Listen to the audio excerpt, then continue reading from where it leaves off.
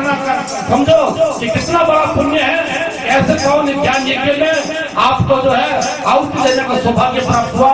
मैं हरिओम से जितने भी यहाँ आए हुए हैं महंगे मेहमान, उन सभी का हृदय की गहराइयों से तहे दिल से आभार प्रकट करता हूँ।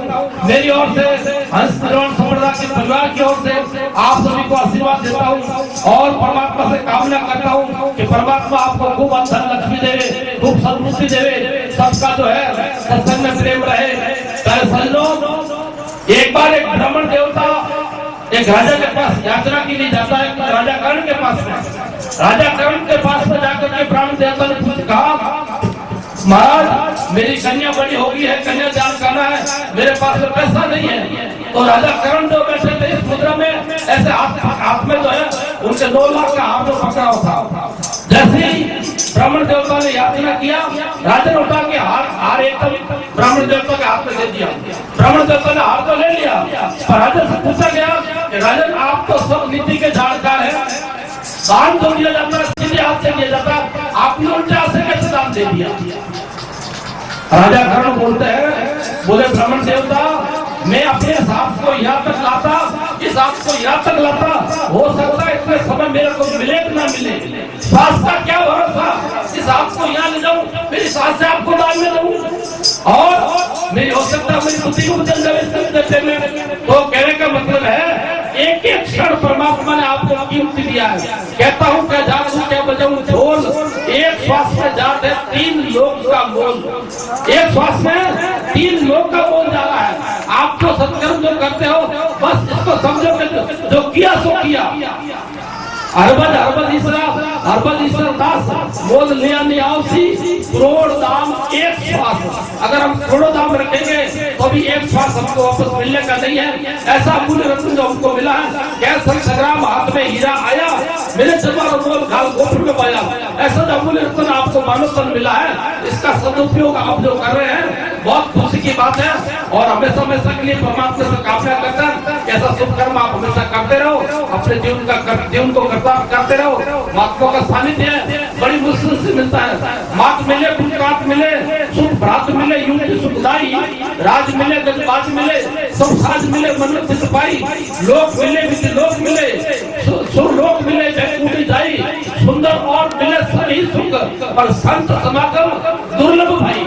इतना तो दुर्लभ संतों का समागम होता है, सब कुछ आपको प्राप्त हो जाएगा। मात मिले, पुत्रात मिले, किसी भी योनि में माँ बाप की प्राप्ति हो जाएगी। सुरलोक मिले, जयकूटी जाई, गोलोक इंद्रलोक ब्रह्मलोक करके आपकी प्राप्ति कर सकते हो, पर संतों का समागम बड़ा दुर्लभ है। एक बार नारद मुनि ने भगवान विष्णु से पूछा, प्रभु संतों के सानिध्य में क्या फल मिलता है, संतों का दर्शन करने से क्या फल मिलता है। भगवान ने कहा, नारद मुनि आप मृत्युलोक में जाओ, एक गाय का फोटा पड़ा है, उसको बदल के देखना, उसमें एक लट बैठी है, वो लट आपको जवाब दे देगी। नारद मुनि मृत्युलोक में आए, फोटो को बदल के देखा, फोटो के नीचे एक लट बैठी है। पूछा भाई संतों के दर्शन करने से क्या फल मिलता है। तो लट ने जैसे नारद जी को देखा, जैसे लट एकदम शांत हो गई। नारद जी भागे भागे गए, बोले प्रभु संतों के दर्शन करने से क्या फल मिलता है।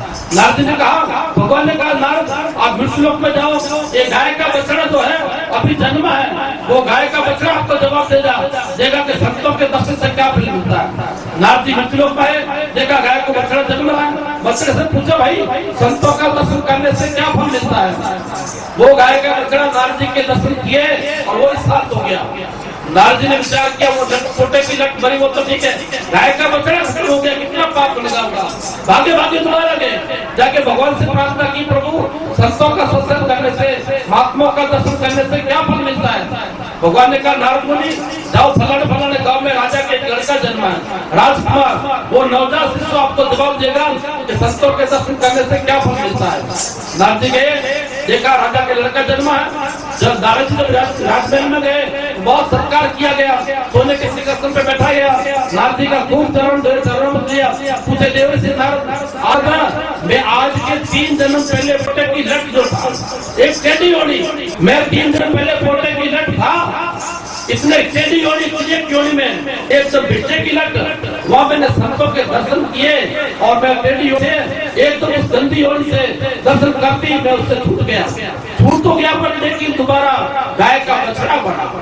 वहां भी मैंने आपके दर्शन किए चौपाई जानवर के रूप में, वहां आपको दर्शन करके इतना पुण्य प्राप्त हुआ कि मैं राजा के घर में जन्म लिया और अब मेरा तीसरा जन्म है, यह आपके मैं दर्शन करता हूँ। संत दर्शन का ये फल है कि अब मेरा दोबारा जन्म नहीं होगा। ये संतों के दर्शन का फल है। आप लोग अपना आपको कितना भाग्यशाली मानते हो। आपने किस नेत्रों से दर्शन किए हैं? अगर आपने सही मायने में दर्शन किए हैं तो आपका दोबारा जन्म नहीं होगा। सदा ज्ञानम, आपकी श्रद्धा कितनी है सत्पुरुषों के प्रति, आपकी श्रद्धा कितनी है, आपकी निष्ठा कितनी है, आपकी भावना कितनी है। एक झाड़ू वाली का काम हरिजन माई करती है, एक झाड़ू वाली का काम हमारी माताएं बहनें करती है, वो झाड़ू वाली का काम सब्जी भिजनी गुरुद्वारे में कर रही है। काम तीनों का एक ही है पर श्रद्धा अलग अलग है।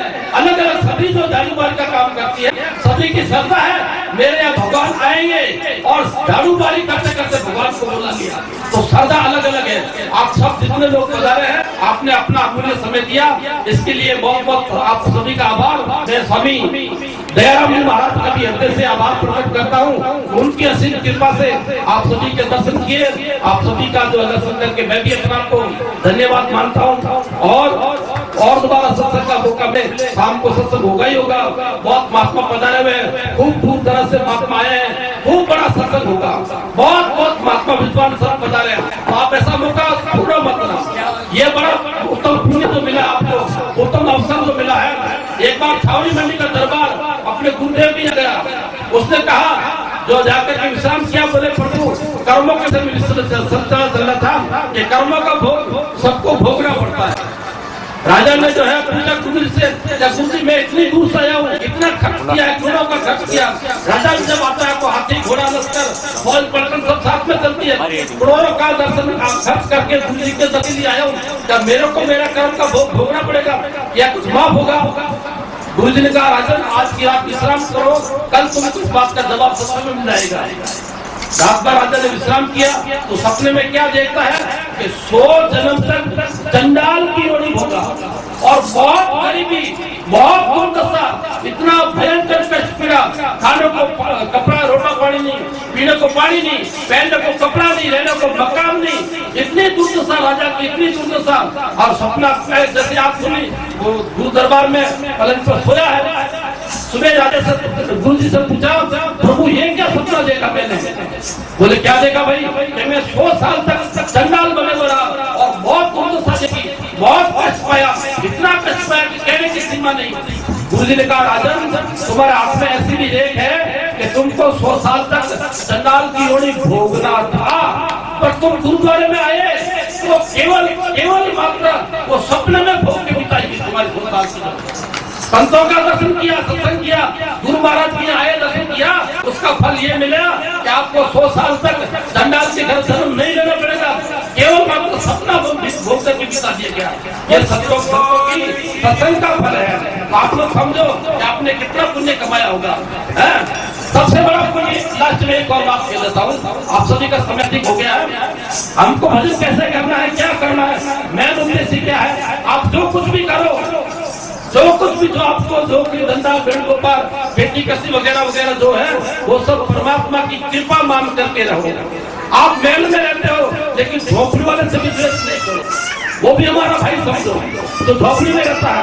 दूसरा सबसे बड़ा काम जो है देहात पापम गोवध कोटि भी आपको मुझे पुण्यम न भूत न भविष्यति। आप प्रसाद करते हो, भजन करते हो, लेकिन अपने को नाम वाला, रूप वाला, जाति वाला, जन्म न मरने वाला मान करके करते हो। ये देहाध्यास छोड़ के करो, ये मान लो, अभी मान लो कि मैं शरीर नहीं हूँ, मैं नाम वाला नहीं हूँ, मैं जाति वाला नहीं हूँ, मैं जन्म में मरने वाला नहीं हूँ। शरीर काला हो रहा है, शरीर में स्थित प्राप्त बना, शरीर में ब्राह्मण फिर से शूद्र क्षत्रिय बना है, लेकिन शरीर में जो रहने वाला जो आत्मा है वो शरीर से अलग है। आप अभी से मुक्त हो, अभी मुक्त हो, अभी आप इस बात को मान लो, अभी से आप मुक्त हो। समझो आपने सब ग्रंथों का सार समझ लिया। अगर शरीर को मैं मानते रहोगे तो जन्म से मरते रहोगे, अनंत योनि भोगते रहोगे। अभी मान लिया, जैसे मकान अलग है, मैंने बाहर लिखा है हंसद्रोण आश्रम। अगर हमको कुछ पूछता है कौन सा, तो हम ये थोड़ी ना कहेंगे कि मैं हंसद्रोण आश्रम हूँ। सभी जानते हैं ये मकान का नाम है, जो हमारे रहने का मकान अलग है, ये मकान अलग है और हम मकान में रहने वाले मकान से अलग है। ये हमारा शरीर 5 तत्वों का बना जो है, ये 7 धातु का शरीर है, ये अन्य कोष है, ये रहने का जीवात्मा के रहने का मकान है। हमने इस मकान को मैं मान लिया। मकान का नाम है, मकान काला गोरा है, मकान लंबा चौड़ा टेढ़ा पतला है, मकान किसी का ऐसा है किसी का ऐसा, हमने अलग अलग कलर कर दिया, पोत दिया। अरे मकान थोड़ी जानता कि मेरे में आदमी है, जानवर है, खाली भरा हूँ। मकान तो जड़ है, ये शरीर जड़ है, आप ये शरीर नहीं हो। शरीर जन्मता मरता है, आप आत्मा हो, अजर हो, अमर हो। आप में विकार कभी हुआ ही नहीं, कभी हो ही नहीं सकता, कभी होगा ही नहीं। तुम सदा के लिए मुक्त ही हो, बंधन आप में हुआ ही नहीं है। न जायते मृत्यु आकरातिन भूता भविष्य न हुआ अभी नित्य शाश्वत हो न हनित्य हनि माने शरीर। अगर आप अभी मान लो तो अभी से मुक्त हो। और शरीर मानते रहोगे, नाम वाला मानते रहोगे, जन्म ने मरने वाला मानते रहोगे, घड़ा ढाड़े भरम जीव ने ऐसे नहीं माने पोताने आपने अनंत जन्मों से भ्रांति होगी कि मैं शरीर वाला हूँ, मैं नाम वाला हूँ, मैं जाति वाला हूँ, मैं काला गोरा हूँ। जबकि ये एक भी धर्म आत्मा में है नहीं। आत्मा तो सदा के लिए मुक्त ही है। देखो, हम सबको अपनी माँ का बोध किसने करवाया, अपने पिता का बोध किसने कराया, ये किसने बताया कि तुम्हारे पापा है, ये किसने बताया हमको? अपनी माता जी ने बताया। आपको अपनी माता जी ने कहा कि बेटा ये तुम्हारे पिताजी है। माता जी ने जिस पिताजी को आपको बताया, हमने अपना पिताजी मान लिया, ये मेरे पिताजी है। क्योंकि मेरी माता कहती है कि ये तुम्हारे पापा है, तो हमने मान लिया। ये व्यवहार की बात हुई है। परमात्मा माँ कौन है? परमात्मा माँ कौन है? भगवती श्रुति, वेद की श्रुति जो परमात्मा हमारी माँ है, वो श्रुति क्या कहती है? तत्वमसि, तत्वमसि तुम ब्रह्म स्वरूप हो। ये नहीं कहती है तुम ब्राह्मण हो, वैश्य हो, शूद्र हो, क्षत्रिय हो, नाम वाले हो, रूप वाले, ऐसा नहीं कहती है। अरे कहती प्रज्ञान मानस ब्रह्म, अयम आत्मा ब्रह्म, हम ब्रह्मास्मि अस्ति। तो वेद की श्रुति कहती है तत्वमसि, प्रज्ञान मानस ब्रह्म, हम ब्रह्मास्मि, अयम आत्मा ब्रह्म। वेद की श्रुति भगवती माँ तो ये कह रही है, ये तुम्हारे पिताजी है, ये तुम्हारे पिताजी है, और हम अपने मन से दूसरा बात मानते जा रहे हैं। ये वेद विरुद्ध बात अभी त्याग दो, आप अपने को मानो। गुहार में आप जो कुछ मानते हो तो मानना है, और परमात्मा मानना सच्चिदानंद स्वरूप में ये सदगुरु के मुख से पहचाने हो। अधिकतर मेरे परिश्रम लगते हैं। हंस स्वामी जी ने क्या नारा दिया है? ओम श्री जय हंस निर्वाण, ओम श्री जय हंस निर्वाण। क्या मतलब? ओम ब्रह्म में, ओम ब्रह्म में हंस आत्मा, जय स्वरूप कल्याण, श्री सत्य सिद्धाबाद मोक्ष कहिए निर्वाण। ओम ब्रह्म में हंस आत्मा, जय स्वरूप कल्याण, श्री सत्य सिद्धाबाद मोक्ष कहिए निर्वाण। मैं आत्मा सत्य स्वरूप कल्याण स्वरूप त्रिकालाबाद मोक्ष रूप हूँ। मैं आत्मा सत्य स्वरूप कल्याण स्वरूप त्रिकालाबाद मोक्ष रूप हूँ। ये थोड़ी ना कहा है कि तू परमात्मा है, वो परमात्मा है, गंगा जी परमात्मा है, द्वारका में परमात्मा है। ऐसा थोड़ी कहा है कि तुम आत्मा परमात्मा रूप हो। कहा तू जाओ बंदा सही तेरे पास में है, सबट मेरा साया खाली घट नहीं कोई, बल्लारी ता घट की जागट प्रकट होय। तो हमारे गुरुजनों ने ये कहा है, ओम श्री जय श्रीवान, मैं आत्मा सत्य स्वरूप कल्याण स्वरूप त्रिकालाबाद मोक्ष रूप हूँ। और हम मानते परमात्मा कोई दूसरा होगा। अरे परमात्मा तुमसे जुदा थोड़ी है। कादू उठाओ बंदा सही तेरे पास में है, जरा जरा में नुमाया हुसैन आलमगीर है, सैकड़ों नक्शे है, एक ही तस्वीर है। नक्शे सैकड़ों है और तस्वीर एक है। जरा जरा में नुमाया हुसैन आलमगीर है, सैकड़ों नक्शे है, एक ही तस्वीर है। रूह को या आत्मा, अल्लाह को या परमात्मा, जिसके इरादे नेक है उसके लिए सब एक है। मंदिरों में बुत रखा है, मस्जिदों में सफेद सफा, और जिस जगह में झलकता है एक नूरे खुदा। मंदिर तोड़ो, मस्जिद तोड़ो, ये तो काम मजा का है। किसी के आत्मा को मत तोड़ो, ये घर खास खुदा का है, ये घर खास खुदा का है। तो परमात्मा हमसे भिन्न नहीं है, हमसे दूर नहीं है। ब्रह्म रूप हमारा वेदों से हमने सुना है, असली मतलब बताना इसमें नहीं गुनाह है। ब्रह्म रूप हमारा, ब्राह्मण हूँ, मैं पटेल हूँ, मैं कभी हूँ, ऐसा नहीं है। अरे व्यवहार के लिए तुम जो कुछ भी हो वो व्यवहार सत्ता है। परमात्मा में क्या है? परमात्मा में क्या है? ब्रह्म रूप है हमारा। वेदों से हमने सुना है, असली वतन बताना इसमें नहीं गुना है। हम हिंदू ना मुसलमान है, सिख ईसाई ना है, पारसी बौद्ध कहाँ है? ये तो सब बना है, ये सब बनने मिटने वाले हैं, ये सब हमने बनाया बहुत चलाने के लिए। परमार्थ दृष्टि से हम सब एक है, हम सब ब्रह्मवंशी है, हम सब नित्य मुक्त ही है। बंधन हमारे में है ही नहीं, बंधन कभी हुआ ही नहीं है। अभी से मान लो तो आप अभी से मुक्त ही हो।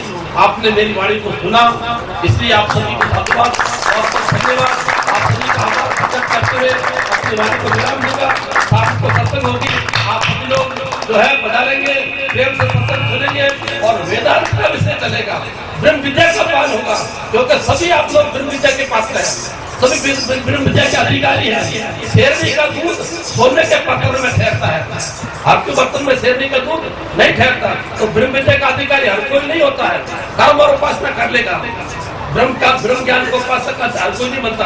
तो संप्रदाय में वैसे सभी संप्रदाय पूजनिक है, सभी महापुरुष पूजनिक है। संप्रदाय तो आपको विशेष वेदांत का ही प्रचार करती है।